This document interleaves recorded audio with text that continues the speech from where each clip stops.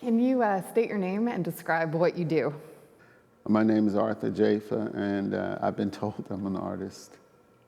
You've been told you're an artist. Do you not think you're an artist? I'm not sure. I'm still trying to figure it out, actually. So. But I make things on occasion. Mostly I think about things, but occasionally I make things that have some relationship to the thing, to what I'm thinking about. So I wasn't going to start with this, but you've led us right into it. I really want to know why art, right? You trained as an architect, then you had huge success as a cinematographer, you still do. You've made brilliant music videos, which you arguably have more reach with than what you do in an art exhibition. So why move to installations?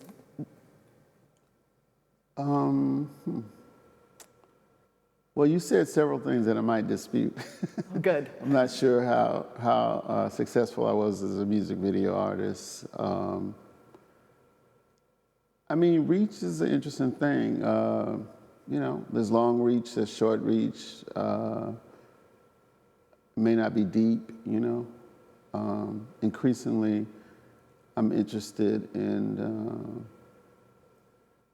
doing things that embody the complexity of who I think I am, at least, as opposed to necessarily like maybe reaching 1 million people, but it being a thing that just by virtue of all the hands that have to be put on it, sometimes when a lot of money is involved and there's a lot of commercial investment in it, a lot of times the thing gets to be not really a complex embodiment of who you are. So, you know, increasingly, I just want to find the right amount of reach for the right amount of what I'm trying to articulate. So the space of art proper has just sort of made itself available to me. So I'm just trying to see what's possible inside of it, I guess. I'm still figuring it out.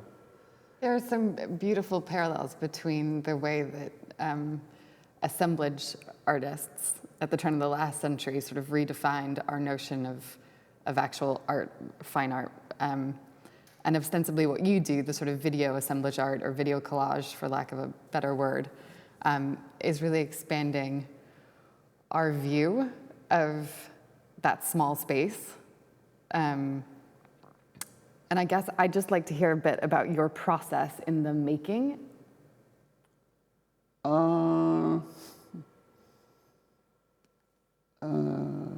I mean, I'm not sure. I hadn't really thought of myself in terms of doing assemblage art, even though I know that that's very much what it is. I mean, so often to me, at least for me, a lot of these things come down to some very basic, like sort of presumptions or assertions, perhaps. And, you know, an essential assertion is that most modern art, what we call modern art, the practices and stuff, are a subset or are derived from essentially African aesthetics.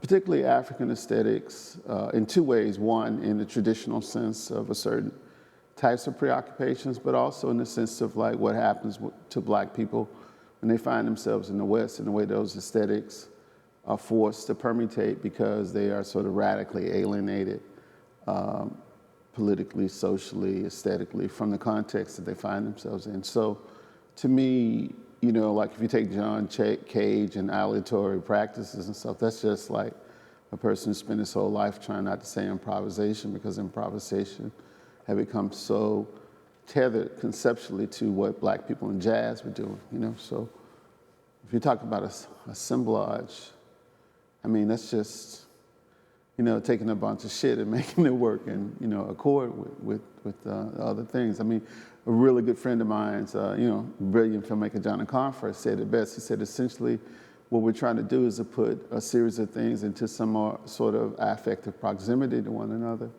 and then figure out what they do as a consequence of that. And in a way, you could almost say, on a kind of maybe phenomenological, but also mythic level, when African peoples find themselves on slave ships, and the kind of a sort of existential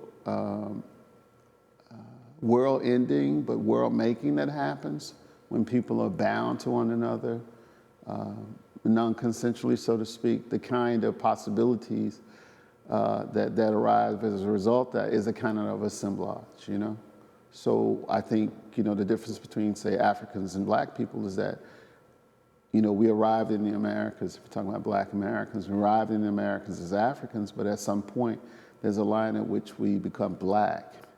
And that's like centrally what I'm interested in. So I'm really very interested in making things that embody or attempt to articulate the complexity of that sort of transition, one sort of identification with a sort of imagined, because it's mostly imagined, like natal context, Edenic, oftentimes unrealistically Edenic, understanding what that native context might look like, and operating in the space of a lot of gaps in a sense, and filling in those gaps, and imagining that the way one fills in those gaps is the way they look traditionally, until you come to see what the traditional thing looks like and you realize the shit that you filled in, the shit that you made up, out of necessity.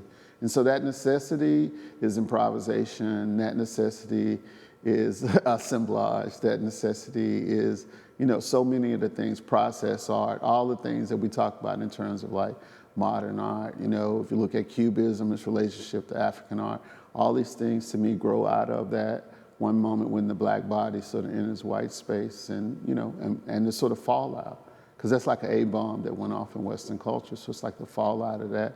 And we have a very particular relationship to it because, in some ways we were the first like sort of fleshly embodiments of the African artifacts that preceded us, but we also become very quickly, like to say, like ill sons, like we're the illegitimate sons and daughters of the West. So we have a very particular relationship to this otherness.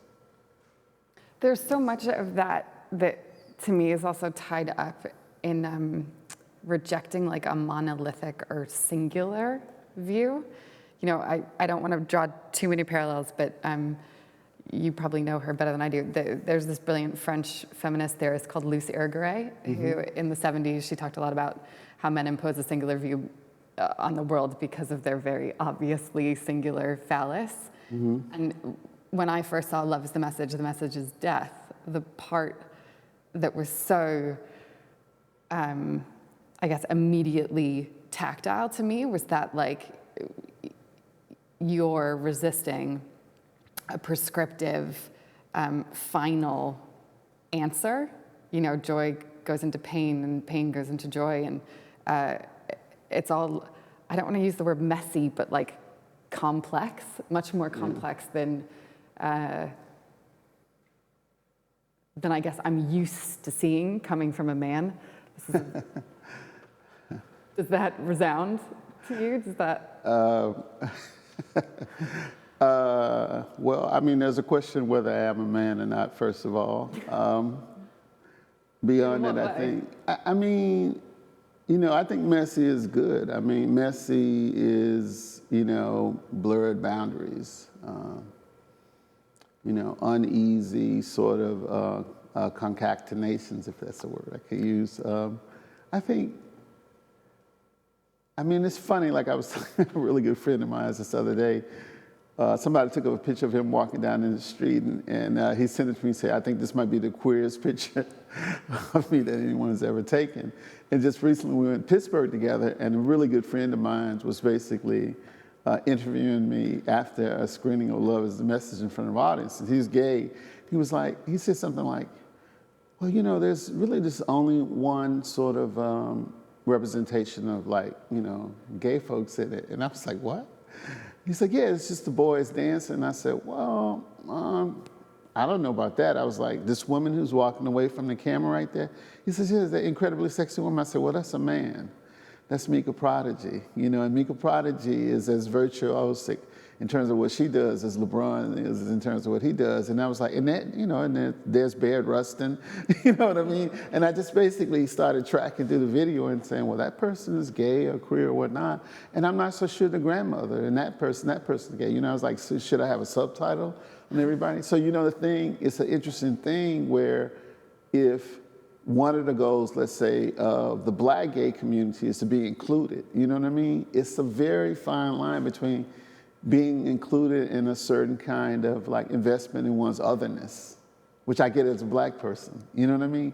You both want to be part of everything because you want to have the same sort of access and entitlement. Sometimes I say there's a fear of radical difference, meaning like people say, everybody's the same. Everybody's equal in the way they conflate those things. Well, the same and equal are two completely different things. And I think that it's really important that we insist that radical differences are right, that we shouldn't have to be the same in order to have equal access to opportunity and entitlement, these kinds of things. So in the face of it, I think it's a very complicated and fraught, I think, like this whole sense of wanting access, the same kind of access and the same privileges that essentially you're supposed to have as a human being, whatever that might be. And at the same time, wanting very much, or being very ambivalent about it being included inside of this, under the rubric of the human, just because of virtue of how that normally gets used. I just, I was saying to some people, I was saying, like, if the two positions are to be a slave or to be a master, then one doesn't want either one, And maybe we want to, like my friend Carrie, he misspells mastery, as a way to sort of, I think, get at, like, I don't want to be your slave, but I don't want to be anybody's master, either. So, like, what other subject positions might one occupy? And I think inadvertently, Black people function as queer object in that sense. We function as not comfortably inside of any of these categories. I mean, at our best, I think we function like that. We oftentimes, we have a very ambivalent relationship to things, say, for example, because when we came here, we weren't human beings. We were things of some sort. So, we don't occupy the classic subject or object position. I mean, we're objects, but we're a very particular kind of object because we have feelings and we think things. We're subjects, but we don't have sort of sovereign reign over the universe. So we're these different kinds of things. And I think that space of being a thing is a very interesting space to occupy. And I think is at the very sort of foundation of why, say, for example, I think Black music is so mesmerizing. I think that's one of the reasons it's mesmerizing, because it's operating in these interstices, and everybody gets that. Because you look to a Black person, on one hand, a Black person is like sort of the wretched of the earth, like sort of abjection personified. But at the same time, people look at Black people and know, like, yeah, there's some freedom there. There's some space to operate there that we don't have. And I think that's something that, as Black people, we constantly struggle with, because we want to have the same peace of mind that everybody else has, even if that's real. But at the same time, we do understand, like, there's something very emancipatory about the sort of position we found ourselves in. It's like, friends of my age would say things like, the Middle Passage is an emancipatory moment, which, for the generation that came before us is a horrifying thing to say. But it was how we were starting to feel, and, like, increasingly I feel like a lot of sort of the philosophical investigations and stuff revolve around this sort of conundrum, so to speak. I mean, I am shocked to hear you say that, or to have a positive view at the moment. Whether we like it or not, we're in this post-Ferguson, post-Obama, post-Trump fucked up moment in American history, excuse my language. So, like, anything your work says about the Black American experiences in this context, and it's a context that, for me, as a kid when I was growing up, I thought things were better than they are now. That may be some of my own ignorance and my own sheltered upbringing, but it just seems that the moment now is bleak. Do you feel that way? I don't think the moment is any more bleak than it's ever been. I think those terms are highly unstable, better. That's a really unstable term. I'm not sure what that means.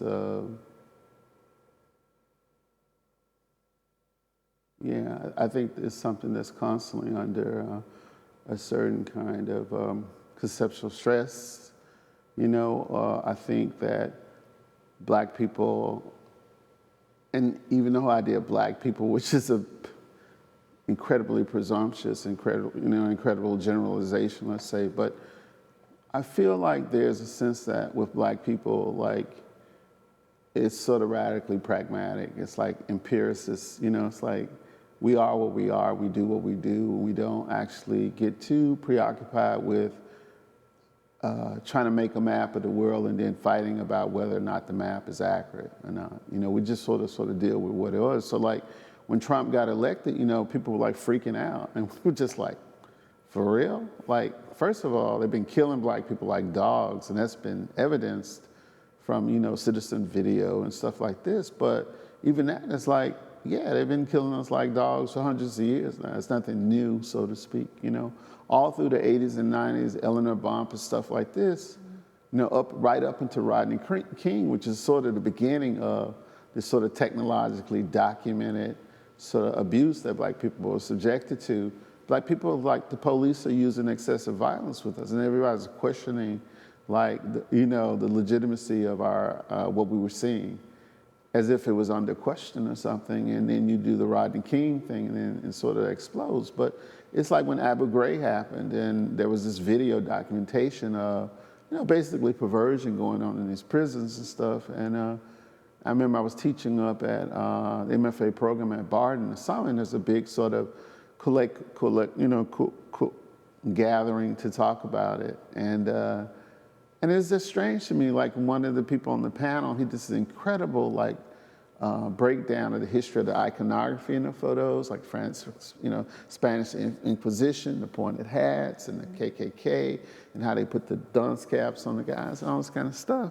It's super incredible. But at the end of the day, he was like, part of the big challenge of these things is like, these images just came out of nowhere. Nobody could, we just couldn't imagine these images. And I think it's like me and maybe 2 or 3 other black people in the audience, and we just sort of snickered. It's like, are you fucking for real? Like, we can't imagine this? Of course we can imagine this. And we know that if there had been cell phone cameras doing slavery, there'd be more, documentation of perversion than you could even contain in a building. So it's just, a lot of that is just not trying to be like my suffering is deeper than your suffering or anything, but a lot of shit is just not even like worth debating for us. It's just completely off the table. So discussions about Trump, all that stuff is like legitimate agitation. How do we make change? All this stuff that's real. But by the same token, it's like, these are not the worst times that there have ever been. They're not the best times that there have ever been. I mean, when Obama was elected, everybody was running around like this was a golden age or something. We had like black billionaires and all this kind of stuff, but it hasn't fundamentally changed the status or the wherewithal of black people, in the world at all. So I think that kind of, as Cornel West put it once before, what one cannot not know as a black person in America, I think it still stands. So makes sense. Let's talk specifically about love is the message is death. And I'm gonna position this slightly with trepidation, just because of my own ignorance. I was worried about, right? So in seeing that work, some of the cultural references do go over my head, right? Or under. Or under, exactly. And I know that that's because of who I am, but I also, I read that you said you don't care, you're not speaking to white people, that you're speaking to black people. So I guess what I want to know is, do you mind that I love that work, that it spoke to me? Oh, I don't mind, as it makes me very, very happy. But it's just a matter of address. Like, one of the greatest things I think like cinema can do is it can put you in a position where you have to occupy somebody else's subject position for X amount of time. Generally, that sort of amounts to moving through the world as a white man, more or less. So I think, like, if you take a film that I worked on a long time ago, like Daughters of the Dust, I think not necessarily going to change people's attitudes about anything, but at least for 2 hours, you have to walk around in the skin of a black woman.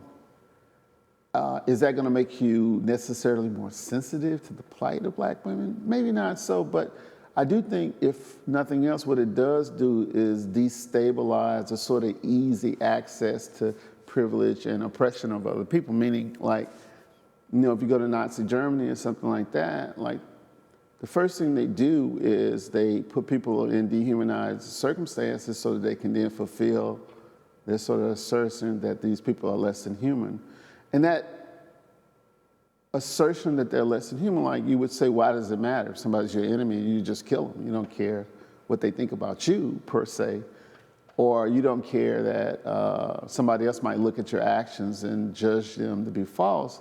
But what it's about is like, if you're gonna actually say industrialize the destruction of a people, then the person who has to do that, who has to pull that trigger, who has to close that oven, all this kind of stuff, they understand themselves as good guys. You have to understand that. They see themselves as right. But the only way psychically they can maintain that is if they don't understand you as human. Because we've all been sort of, I get funny about this, so I have certain inalienable ideas, like it's just inherently bound up in some transcendental way to being human. But I do think, you know, if there's anything, it's just do unto others, you know. And so if you're operating with that, then the first thing you have to do if that person is going to be able to efficiently exterminate people is they have to cease being people, right? So number one, what cinema can do is like make you have to work harder so that when you step on somebody, at least you know you're stepping on a person, which means you're less than human, which means you're the bad guy in the narrative, right? Like a lot of times what really angers me is like, not that we're necessarily like winning these debates, but I was like, these motherfuckers be walking around like they good guys. I mean, bare minimum, they need to understand they are the stormtroopers. They are the evil empire. They are, you know, all the negative shit in the world, that's what they are. They can have their privileges and stuff, but they have to understand themselves as like, you know, the scourge of the earth. That's how they should understand themselves. And so bare minimum in these sort of symbolic sort of tussles that we get in, that needs to be clearly asserted. So when we get into these things like in the sort of context of American politics and stuff, where the Democrats, say, for example, are sliding the scale and they're becoming more and more conservative because they're more interested in being in power than asserting something that people can mobilize behind, then we allow them to shift the terms of what it means to be a good guy or a bad guy. I'm very problematic about the idea of good guys and bad guys. You know, I feel like we have to question these sort of linear thinking in a sense. The good guys have the white hats and the bad guys have, you know, the black hats. I think that gets us into trouble. So we think that, you know, so in even something like Love is a Message, I sort of very resistant to the idea of, you know, it's a negative or a positive view of anything. So when people have come to me with a kind of political agenda, which I understand on a certain level, I can be a little resistant to it, you know, because I'm not an activist.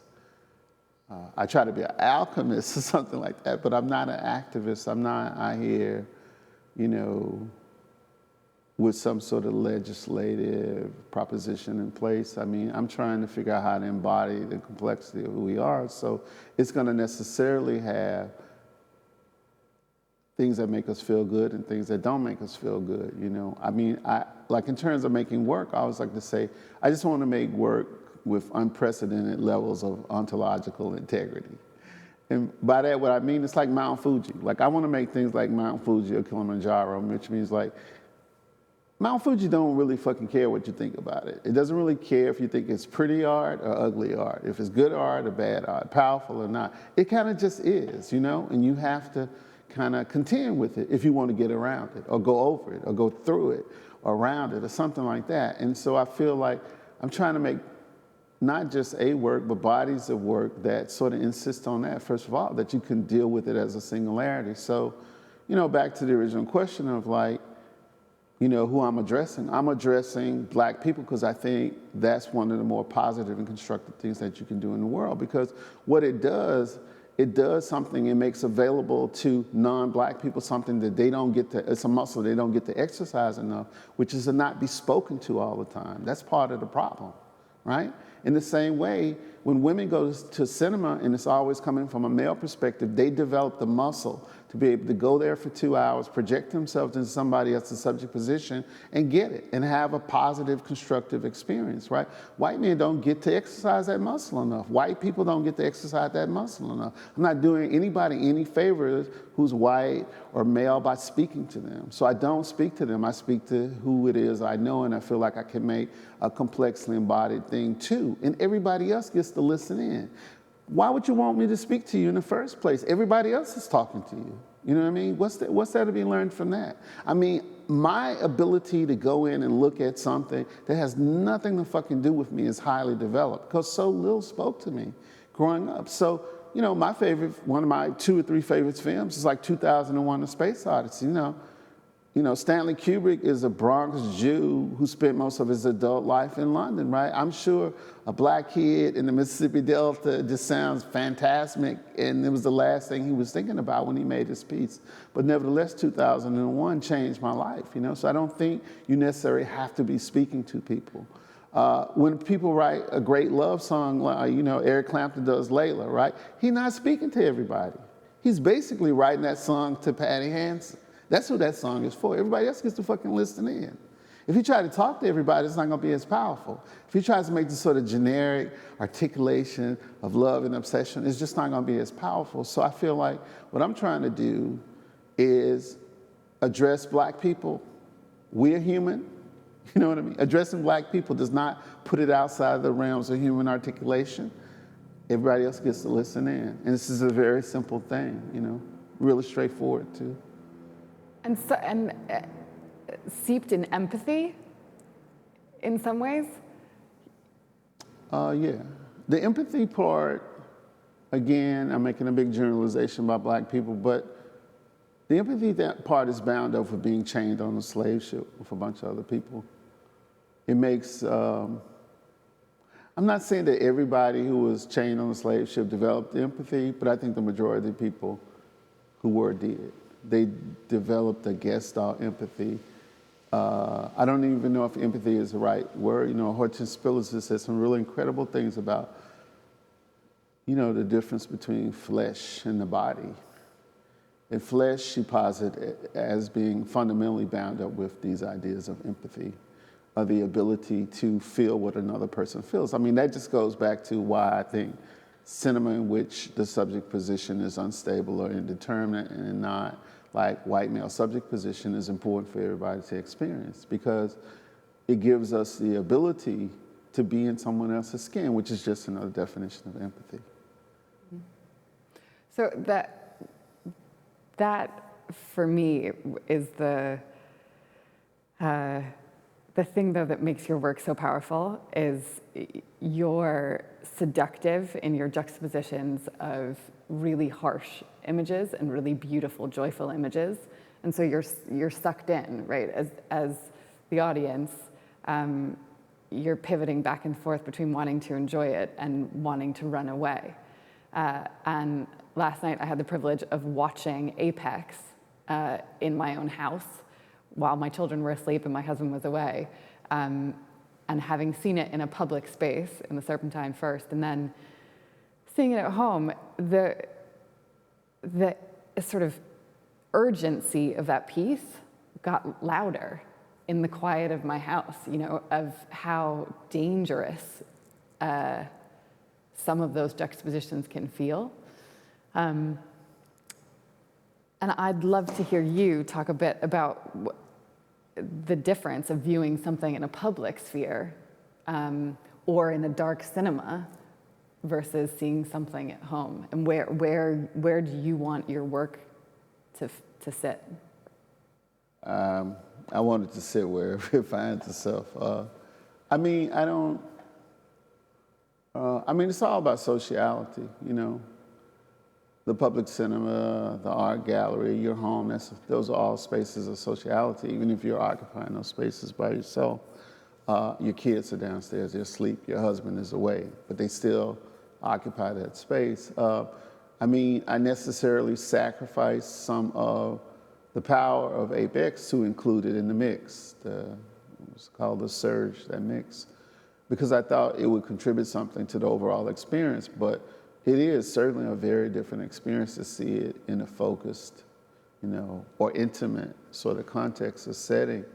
Again, it's just an alien artifact. It's my attempt to make an artifact with as high as we used to say an AQ as is possible. I mean, the alien quotient, like, how possible is that? I mean, let's say if there's certain sort of God-given difference that one is conceived, or, at one's inception, you come with a certain level of difference. All human beings do.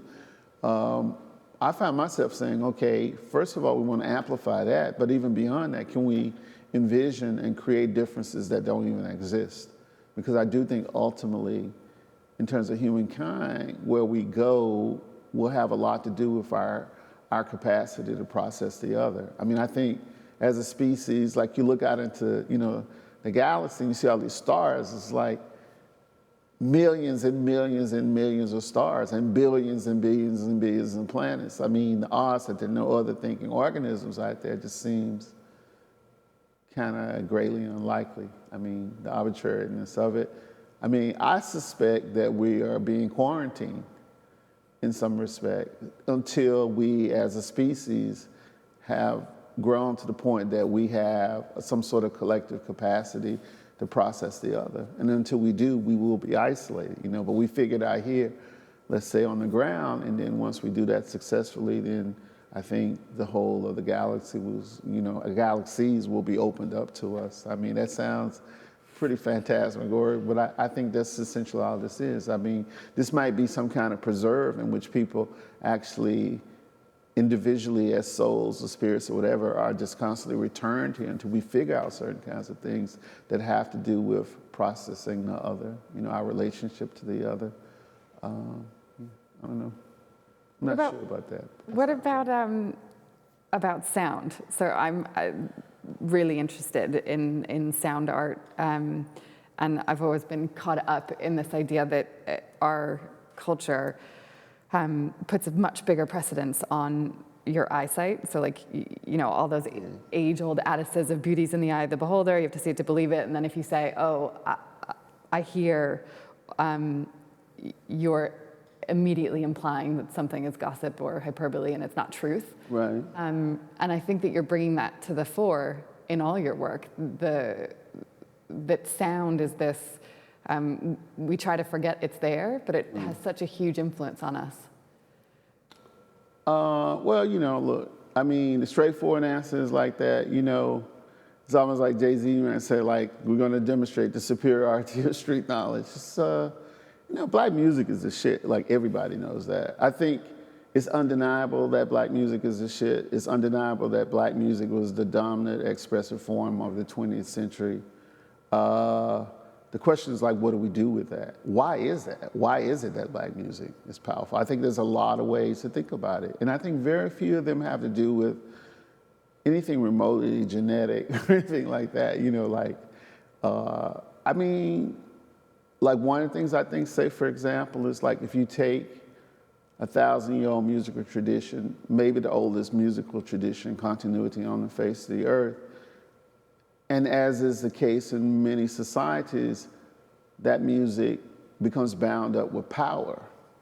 I mean, I could think like traditional African music, this is a big generalization, but in many places in West Africa, traditional African music is bound up with power in the same way the history of Western painting is bound up with power. Meaning, like, if you go into the Louvre, you're going to see a couple of things. Like, the majority of the paintings are going to be either of the church or the ruling class, because that's who could subsidize painting. It's not that complicated. Music bore a kind of similar relationship as that sort of thing, a power dynamic in this traditional context. So, but what happens is, so you got this 1,000-year-old tradition of making music, complex, sophisticated, moving music, bound up to the narratives of the ruling class.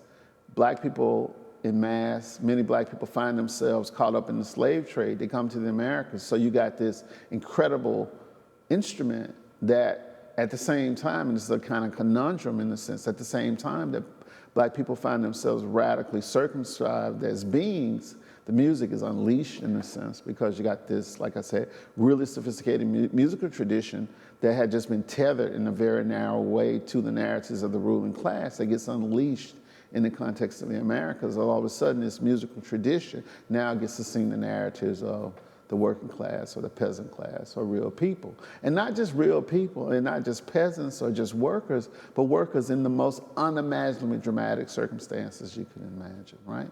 So to a certain degree, I think the power of black music, almost on a quantum level, is bound up with that. It's bound up on the right tool put to the right use at a particular moment in space and time. That's why it's mesmerizing. That's why everybody's moved by it. You know, that's why you don't confuse black music with African music, which is great and incredible. But when you talk about music in the 20th century, you're talking about black music. You're talking about basically music from the Americas. And even if you point to things like Fela, well, Fela's thing was triggered by he and James Brown. It just led him back to his own sources in a sense.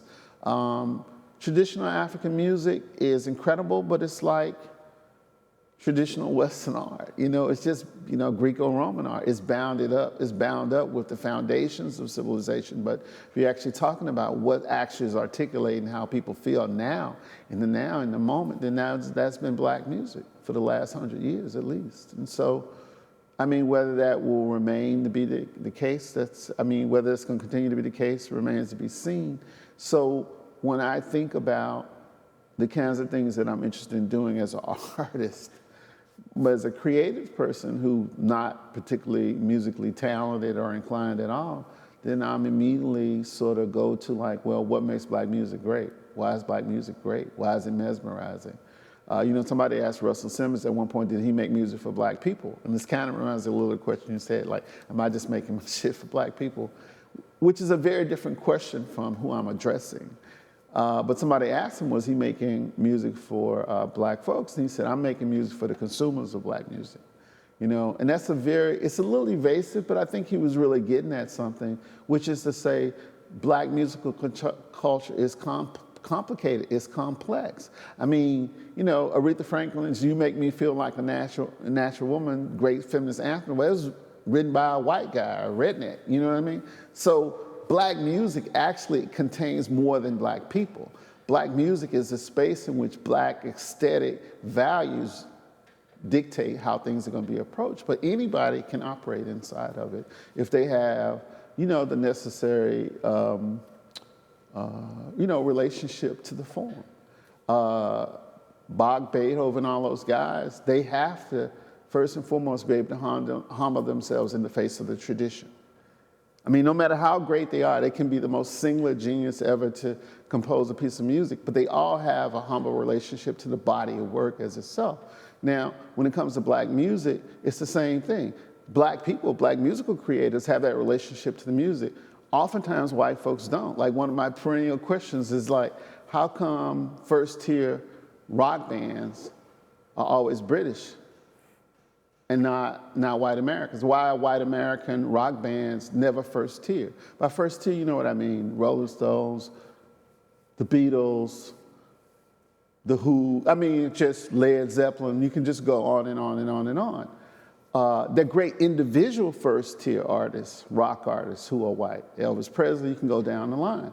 But very, very seldom groups. And I think fundamentally what that comes down to is this whole idea of your relationship to the body of work. I think individual white people can make that leap, that social leap in relationship to black folks, but I think groups, it becomes complicated because the group thing, white, black people, the group thing becomes complicated to navigate, you know what I'm saying? So it just all comes back again to your relationship to the body of work and like why that body of work is mesmerizing and interested in everybody in the first place. So for me, it's just, how do I sort of transpose those values and those capacities into these other spaces, whether they be cinema or art practice or architecture or not? That's essentially what I've been interested in. I hoped that you'd touch on this without me bringing it up, but you haven't, so I'm gonna ask about it. I found it so interesting reading all your stuff on black visual intonation, and how and this goes on from our discussion just now about music, but how worried notes are common. I mean, you can do this better justice than I can, but I'd just love to hear you talk a little bit about how you're mimicking what goes on in jazz music in your filming. Well, that's just more what I was just saying. Like, once you decide that black music is the shit and that it's mesmerizing, then the question becomes, what's the basis of its power and how you replicate its power? And a lot of that can't be answered polemically. It has to be answered analytically. Like, what is it formally? Like, I can talk about existentially, this is the context in which black music found itself, and this context engendered X, Y, and Z, but it's engendering something. And once you talk about what it specifically is engendered, then that requires some kind of formal analysis. So it seems to me to be really clear from the beginning that there's certain things that we know are bound up with traditional African music, polyrhythm, polyventiality, these kinds of things. But in the context of America, then these sort of formal tropes end up being bound up with more so psycho-existential things, which is why a lot of those things have a kind of power other than just being a formal trick. I'll give you a perfect example. Like, one of the oldest ones is like a dub structure, what we would call the dub structure. And all a dub structure is just, I mean, you can even see formally these things happening even in a sonata to a certain degree. But a dub structure is like, well, all this music is playing, all the instruments are occupying the space, and then everything drops out except the single instrument. So in dub music, it'll be everything drops out, maybe but the bass. So you're hearing everything, all of a sudden you just hear doom, doom, doom, doom, doom, doom, doom, doom, before everything else piles back in, right? There's an equivalent of it in jazz where everybody's playing at double speed, and everything drops out, but okay, that's the dub structure, right? So what that structure does, it makes you hyper aware of all the things that are no longer there. In other words, it makes the silence or the emptiness surrounding that single instrument really prominent. So like on a psychoanalytical level, I think in the context of black people in the Americas, what dub structure are about loss and missing. Because say it's one thing, and I've said this before, somebody kills my daughter in front of me, on a psychoanalytical level, I know what to do with my anger because I know where to direct my anger. But if, as has been the case thousands and a million times, like in, on the level of like aggression, both explicit and microaggression, if it's the case that something happens to my daughter or my son or my wife and she disappears, she's made missing, that's a very different type of psychoanalytical anger, right, that you do, what you do, because in a way you can't unpack it. You know nothing good happened to them that you can imagine. So that sense of missing, I think, is something that you see getting played out in these dub structures. Okay, there's a kind of rupture, a loss, everything piles out, and in that kind of wish fulfillment way, it all gets piled back in. So it's like in the music, what you see getting played out, it's not just a rupture, but a kind of repair of that emptiness or that absence. Now, I felt like this was the case with black music, like that particular structure, like, okay, it's charged because of that. But then you saw things like in the 90s, like I became very obsessed and taken with like people like Pole and Basic Channel, essentially German dub techno. I mean, they were making, at one point, the best dub in the world. It was the best, like, say, by what criteria? Well, by the criteria that it was mesmerizing, right? And it was transfixing, and it was beautiful, and it was scary and spooky and all these kinds of things. So I found myself saying, like, okay, this is interesting that these German cats have adopted dub as a form. Like, what's that about? And I remember saying it to a friend, and it was like, well, you can't propose that, their experiences have been the same. I said, no, not at all. But the whole question of missing inside of the psychosocial dimensions of what it meant to be a German and the twins, of course, is super central, right? It's just their subject position in relationship to the missing is a little bit different, but that form itself embodies sort of the erasure of Jewish people in the context of the German context. That's why I personally think the shit was mesmerizing. That's why I think they were drawn to the form. So those kinds of things become very interesting, but it requires a kind of formal analysis to understand that, particularly if you say, okay, you want to take a dub structure and then you want to transpose it into a different medium. Like, so say, for example, you asked about wearing the note. Okay, so that's just a musicological, sort of analysis. Like one of the earliest missionaries who was in Africa, who happened to be a trained musicologist, had these notebooks. He did all these studies of black music. And one of the things that he said was like, the difficulty of studying the music of the Negroes is their tendency to worry the note, he said, to worry the note. And all he meant by worrying the note was that basically, in fact, if you do a formal analysis of many black music, this is true also of many non-Western musics, is that what we call a note is an approximation. So if you say something is a B flat or A sharp, if you put it on a scope, that B flat in black music is not really B flat. It just sort of fluctuates in the zone of a B flat, right? And that's a sort of a kind of, is almost the equivalent of a kind of quantization error happens where people round things off to their most perfect articulation of that note. So like say in the 40s, when Charlie Parker was making these unprecedented leaps of musical imagination and extrapolation, there was an obsession around Charlie Parker, and people would go around recording just his solos. Like they would go to his musical performances and turn the recorder off while everybody else was playing and just turn it on right before Bird took a solo. And what they found was that they would record these solos, notate these solos, and play them back, and they wouldn't be Charlie Parker solos, right? And the reason why is because basically the Western notational system couldn't account for everything that was actually happening in real time in the music.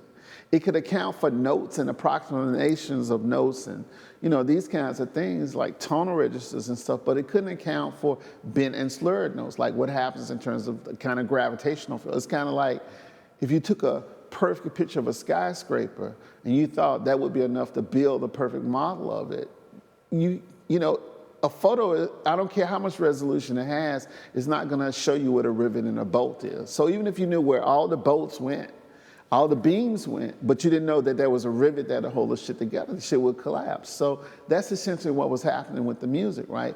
There are all these values, right, that really operate in the zone of non-tempered sound, or sound that's not perfectly balanced, it's not perfectly symmetrical notes. Like in black music, a note is an inherently semi-stable sonic phenomenon. It's not stable, right? It's semi-stable. So like if you say, like I say, A or B sharp or something like that, it's actually fluctuating in the general zone, but that fluctuation itself has a lot to do why putting this note next to that note will work, why formally they won't fall apart. So it seemed to me, bare minimum, that, if you started talking about, just even anecdotally, like, okay, if you talk about black cinema, what it might look like, well, rhythm, okay, so how does rhythm come to play, okay, and then that takes me right back to very early stuff that it seemed really clear to me, like silent films are interesting, not because they don't have any sound, which is how it's normally taught. Like they didn't have sound, they didn't have dialogue, so they had to be more visual. Yeah and no, a lot of it just has to do with they use hand crank cameras, and hand crank cameras necessarily produce what I call an irregular exposure interval, meaning the way in which the images are exposed, if you looked at the spaces in between them, they're uneven. And that basically clearly is an equivalent of non-tempered sound in Western music, right? Or outside of Western music. So that it seemed to me like one of the first things that one would want to investigate is how to fuck with this whole thing of the irregular exposure interval, in the various ways that one could kind of go about doing it. So Apex is a very different, but similarly obsessively preoccupied as Love Is the Message with, this is just a rubric, black visual intonation, which is necessarily broad and not as specific as the actual categories that we've sort of mapped out over the last 20 years, and trying to bring, into play, like in larger projects as we go forward. So it's been very fascinating to me that it ends up having a life in the context of art, because it was always, particularly with Apex, it was just an internal document. It was never even intended to be shown to anybody except the people that I work with. So, what's next? What's next? Yeah, what's next? Like, the video work isn't the only collage you do. There was the Happening at the Serpentine, the show at the Hammer was a sort of sculptural collage. What's the next thing you want to do? Well, I've been told time and time again that I talk too much. So I'll just be evasive and say a lot of stuff.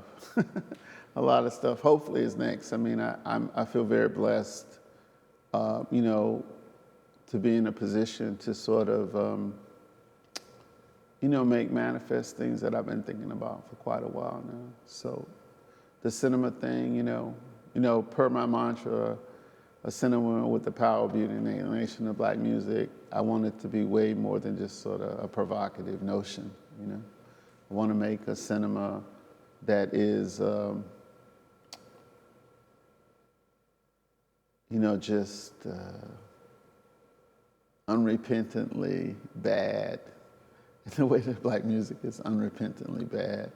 I want to make a cinema that does all the things, more than you could, account in terms of embodying like the complexity of what it means to be not just a black person, but a human being, a very specific kind of human being, a human being that's been under a lot of sort of pressure. I mean, I think a lot of the pressure that black people experience is the pressure that will be more commonly experienced as we go into the 21st century, I think. We are the first postmodern subjects in a sense. We're the canaries in the mine shaft. So where we go, I think a lot of people are going to go in terms of duress, but also in terms of the various ways in which, we've come up with to process duress and what to do with it. Some of it productive, some of it less productive. So, basically, I just want to make work that's constantly, the things I think are next are gonna be bound up with that, the specific things, I very much want to do this piece called, I want to do this thing called funk emitters, and so I've been, I should be talking about specific stuff, but I've been taking samples of sweat from under people's arms, black people dancing hard, and I just want to basically synthesize it into uncut funk, just a smell, So I want to do shows where people come into essentially empty spaces and then just confronted with funk, black people's funk, Like Max Roach said about rhythm, he said it was both the most immaterial and most felt simultaneously of things. So it seemed to me like smell, if nothing else, could do something similar to that. So those are the kind of things that I hope are next.